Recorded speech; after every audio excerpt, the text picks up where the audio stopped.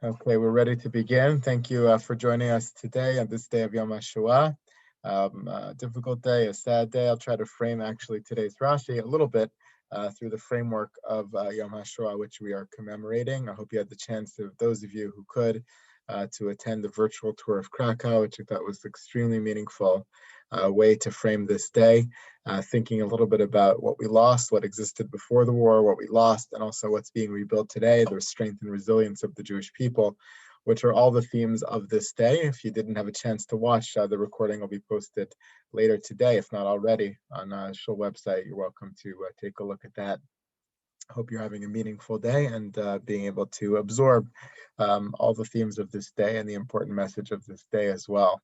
Yesterday, we talked a little bit about, in the fourth aliyah of the Parsha, the aftermath of the tragedy of the death of Nadav and Abihu, and the specific command Moshe Rabbeinu gives to Elazar and Itamar, the remaining Kohanim, and to Aaron, to eat from the mincha offerings that had been brought that day. And we used those psukim and that Rashi, which taught us the chiddush of why he had to explain to them that they should eat the mincha, because they were onanim. They were in the status post-death of one of the Shiva Krovim, where they thought they might not be able to partake at all in the kachim. So he had to instruct them to eat the mincha. What he didn't instruct them in is whether to eat the meat of the sacrifices as well. There were 3 korban chatas, 3 seirim, 3 goats that were brought that day: the seir of Rosh Chodesh, the seir of Nachshon, and the seir of the Miluim, of the inauguration ceremony itself. And I mentioned yesterday, by way of introduction, that in today's Aliyah, the 5th Aliyah, they get into the next stage beyond the Korban Mincha and this debate about whether to eat the meat of the Korbanos or not. And the Psukim jump in exactly with Moshe noticing that they ate the meat of the Korban Nachshon and they ate the meat of the Korban Miluim, but they did not eat the meat of the Korban of Rosh Chodesh, the Sir Chatas of Rosh Chodesh. Instead, they burnt it. And Moshe inquires of them at the beginning of our Aliyah, Ve'et Sir HaChatas darash Moshe, V'hinei saraf. The Sir Chatas, the third animal, Moshe sought after. He tried to find out what happened to it, whether they were eating or not. He realized it was burnt. He got very upset with them. Why didn't they eat it? Why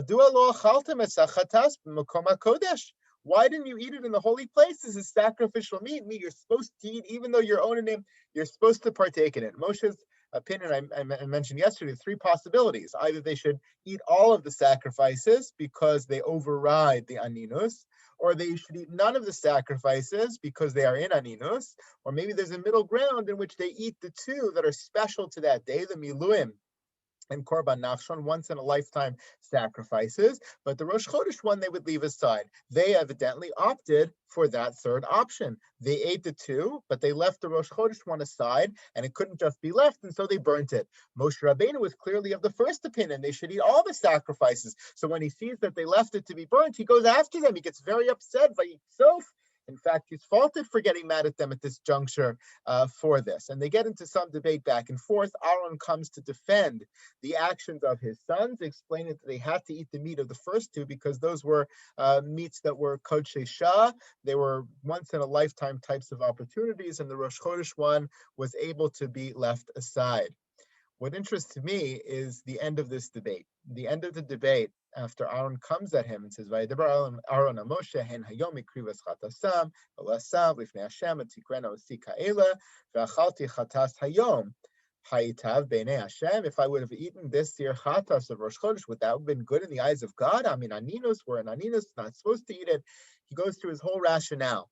And what's the response of Moshe? Classic Moshe Rabbeinu. Vayishma Moshe Vayitav be'enav. Moshe listens, he hears, and it's good in his eyes. And Rashi explains over here, Vayitav be'enav. Hoda. Vayitav be'enav doesn't only mean it's good in his eyes, it means he conceded the point to Aaron. Velo bosh lemor, lomar. And he was not embarrassed to say, Lo shamati. I never heard it. I didn't know it. I didn't know this halacha. I never heard this from HaKadosh Baruch Hu. I never received instruction. And I was wrong. What an amazingly powerful ending to this aliyah. I say it's a classic Moshe response because it's the ultimate response of humility. The ability to recognize that you were wrong, to admit that you were wrong, and not to be embarrassed or ashamed to say, I don't know. I didn't know. Not to be embarrassed or ashamed to say, I made a mistake. That's how we grow, and that's how we learn. Moshe could have responded to Aaron and say, how could you disrespect me like this? How could you argue with me? I don't care if you're right or wrong. This is what I said. There could have been so many things Moshe Rabbeinu would have said. Or he could have just responded to Aaron saying, it's too bad. Go ask HaKadosh Baruch Hu. HaKadosh Baruch Hu will decide. But no, he listened, he reasoned, he understood that he was wrong, and he admitted his mistake in ultimate humility. It's a great, great moment for Moshe Rabbeinu in his leadership. It's a great display of what leadership is all about, and a continuation of the Rashi we saw 2 days ago, in which this loving brotherly relationship exists between Moshe and Aaron. Moshe was distressed. Aaron was distressed that his korbanos were not being accepted. Moshe goes right in with him to the all-knowledge, to daven, that his korbanos should be accepted, that his service should be accepted, that his leadership should be accepted. That's the loving relationship Moshe feels towards Aaron. And Aaron is not ashamed to have Moshe come along with him and help him. And now the tables are turned. Moshe's caught in a low moment, in a disgraceful moment. Instead of feeling disgraced, he feels proud that his brother was able to help him, was able to correct him, was able to give him the right response. It's an amazing partnership between the two, and really symbolic of what leadership is all about. I want to say 2 more things. Number one, I think this fits very beautifully the way the Aliyah ends with this humble kind of response of Moshe to the back and forth that they had, to another interesting point that's not raised by Rashi, but which I wanted to mention. The first words of our Aliyah today are at Seir Chatas, Darosh, Darash Moshe. Now there's a note, it's not here in this text, but if you look in a Chumash, there's a little dot above the middle of Darosh, Darash, a little note of the Masoretic text.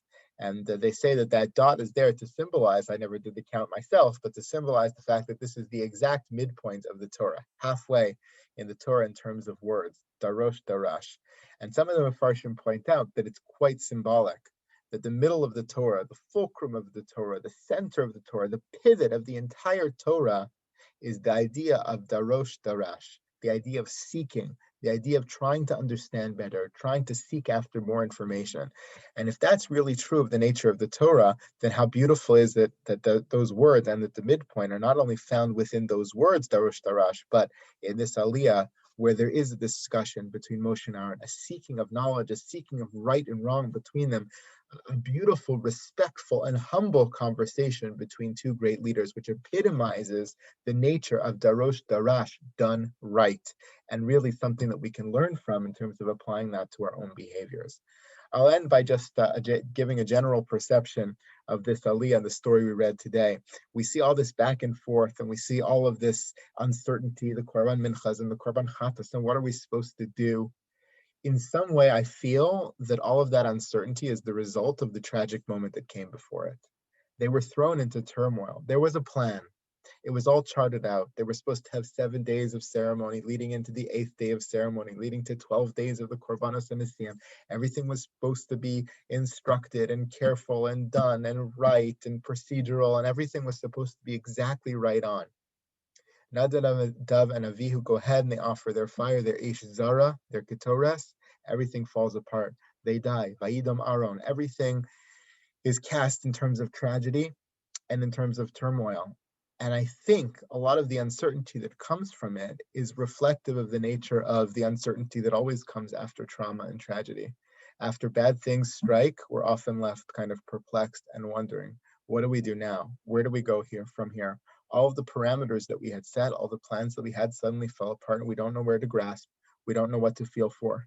We don't know exactly where to go, and we don't know exactly which direction to take. That's what happened to them, perhaps, in this parsha.